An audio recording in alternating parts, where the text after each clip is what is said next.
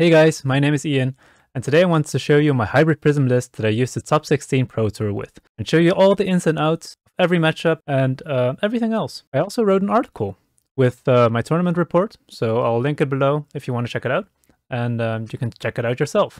First of all, I want to stress that this deck was made with a very specific meta in mind.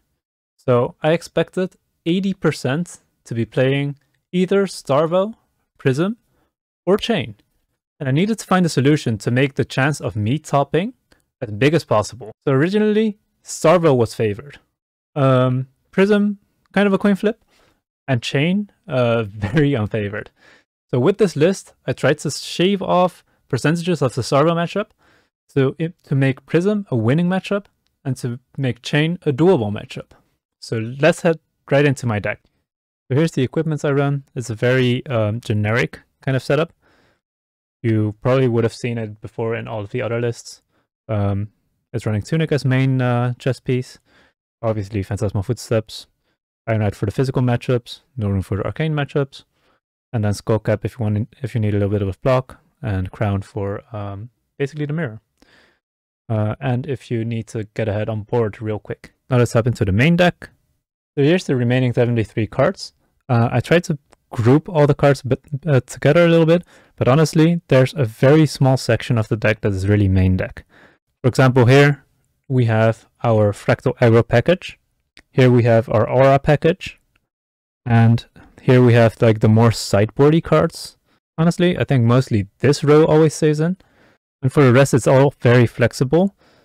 So I'll show you how to sideboard against specific matchups for a little bit. So let's sideboard for Starvo first. So this is what I play against Starvo. I take out the entire Fractal Aggro package and Celestial Cataclysms, Raging Onslaughts, and one Herald of Judgment. So basically this is a very standard classic 27 aura deck. We have Unmovables and Soul Shields as defense reactions. We have Prismatic Shields to put on the pressure. And we have Great Library of Solana, which has actually proved to be one of the biggest game changers in the matchup. Currently, this deck is not very heavily tagged against Starvo, because honestly, Coin Flip Starvo turns out to not be a great matchup anymore. Or, because actually Coin Flip Starvo hasn't been a really good matchup in general. And I used to run more Unmovables to be able to kind of like keep up my Spectral Shields and such. But I couldn't find the space for it in this deck. And I found that keeping Unmovable as well as Library is a very fitting way to still win the game. One thing I realized later on in testing is that Fortune Heralds, Red Fortune Heralds are actually really good in this matchup because you still want to keep up the pressure. And doing so for one cost is very, very efficient. For the rest, there's an argument to run like either Raging Onslaughts or Celestial Cataclysms over Herald of Judgment. I personally just really like forcing a Phantasm block. So if they would really want to block Herald of Judgment, sure, do so with your Earth card or with your big Oakenolls kind of thing. And also, Raging Onslaught, after Raging Onslaught you can't play a blue aura, so it's not that great. And honestly, Celestial Cataclysm you never play out. It's just a 3-block. What your strategy is basically the classic puke auras out, try to defend your shields as much as possible, save your defense reactions. You have very limited defense reactions, so save these for the relevant hits. So stuff like Oakenolls, Crippling Crushes, Spinal Crushes, I usually don't really care about. Or when you have developed like a big board of Spectral Shields that you can really get a lot of value out of the movable, use it at that point. Same goes for the Arcanite Skullcap and the Ironhide Gauntlet. Some people like to play Crown of Reflection. I found that this deck is currently too squishy to run Crown of Reflection because I have already cut down on too many defense reactions, and Casino is a lot more popular these days. In the past, it was fine because Control Server was more dominant, but right now everyone is playing Casino, so definitely prefer Arcanite Skullcap in this matchup. Then finally, Great Library of Solana. Once you get it down, it basically seals the game. It helps you draw into your defense reactions, makes your auras easier to play out while also blocking. It honestly makes it feel like you're just winning the game from that point on. Also, it's signed by Federico Moisetti. That makes it feel even better to play out. I think that's pretty much it. Just make sure to develop a certain amount of auras, like 2 or 3, and from that point onwards, you can just pressure them a little bit with the heralds, while also still developing 1 aura a turn. Slowly generate shields, protect yourself, and win. On to Prism. The first thing you might notice is that we added in the Fractal Aggro package in here. We are trying to aggro Prism down in this matchup, and we do that by adding this in trade for some of our blue auras. Blue auras are generally very awkward to play in this matchup, because like once you fall behind on board, you honestly can't afford to use your last action point on playing this, because you want to remove one of their auras. By adding in this aggro package, we can often fulfill the play pattern of play a herald, make a shield, poke an aura with a shield. Especially Herald of Protection is very good at that.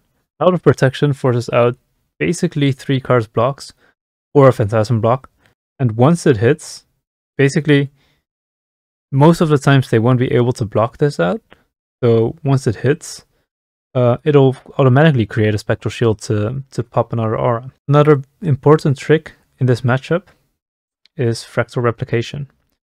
Fractal Replication gains all the abilities and effects and power of all illusionist attack actions on the combat chain, meaning it also copies the ones that they use to block. So a very common play pattern in this matchup would be, for example, Herald of Erudition. They block it out with whatever herald they have. Then you play Fractal. Herald of Erudition is still on the combat chain. Their block is still on the combat chain. Usually this one will hit because they only have Ironhide Gauntlet and maybe sometimes Arcanite Skullcap as blocks. Fractal hits.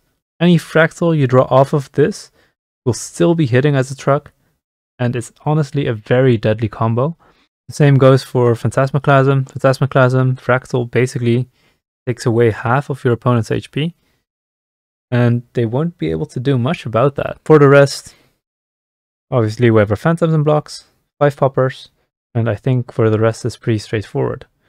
We have Crown of Perfection to be able to flash out some of our auras, and Ironhide Gauntlets in order to block Herald of Erudition. Now on to Chane. This is our deck for against Chane. Once again, we included our Fractal Replication aggro package, as well as Celestial Cataclysm, Raging Onslaught, and Great Library of Solana. And we've decided to cut 1 of Genesis, 1 of Ode, 1 of Merciful, all of our haste bendings, the prismatics and unmovables, and we're running Skullcap and No Room Gloves. I'm honestly not 100% convinced that Skullcap is correct.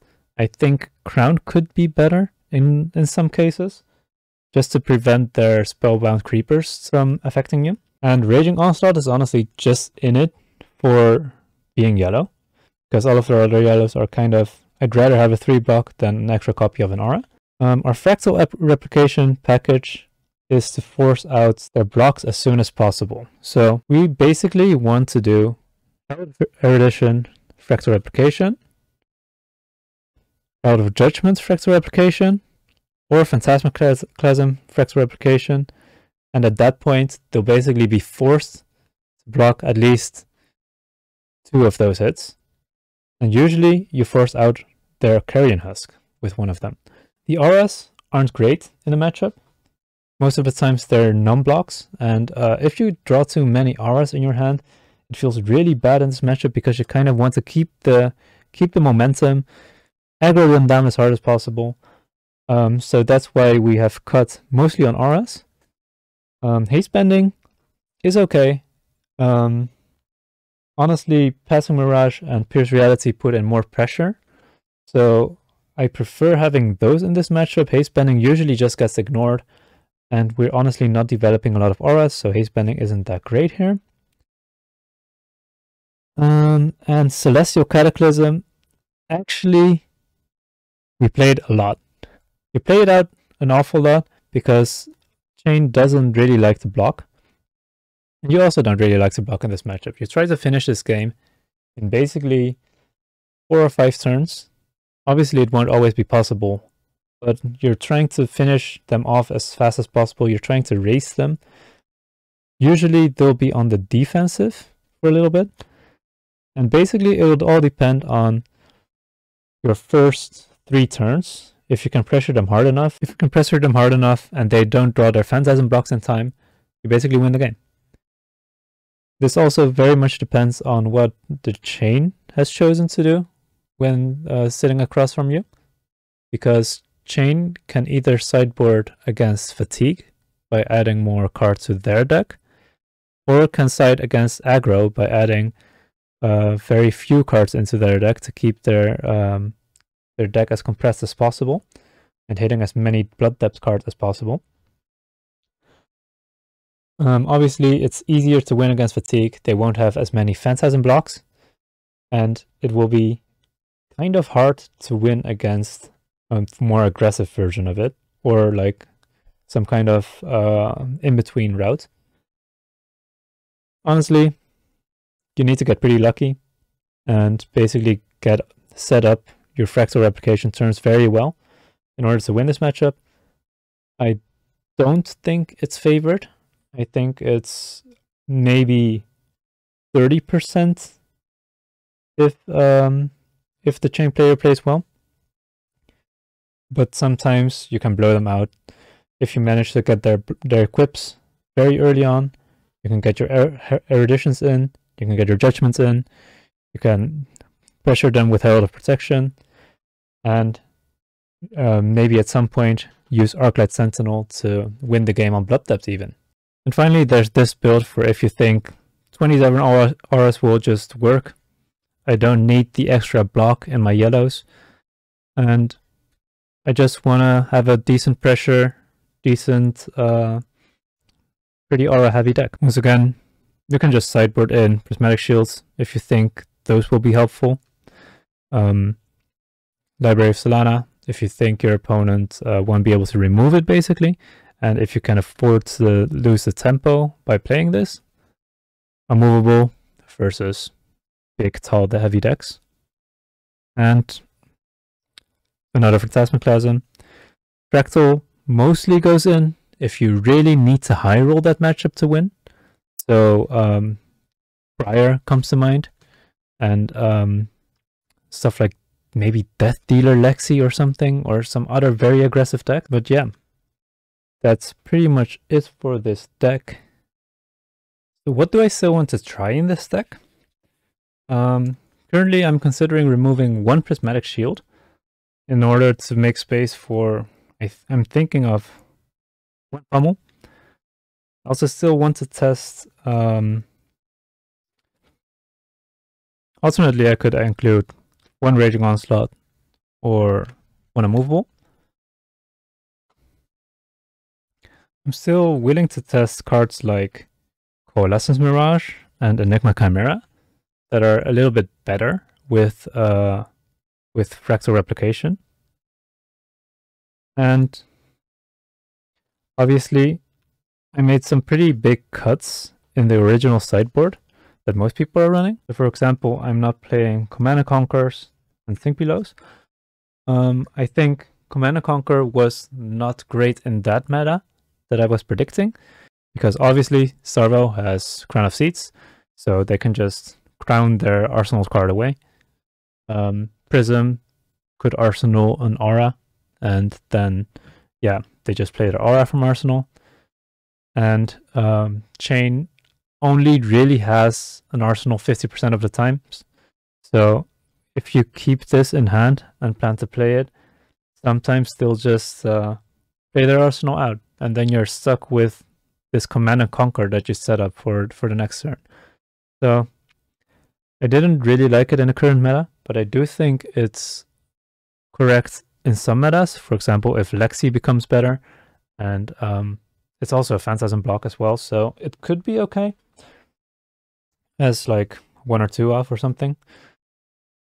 Think Below, once again, we have boarded in aggro against the aggressive matchups. So we did not have space for more reds in the form of Think Below against them.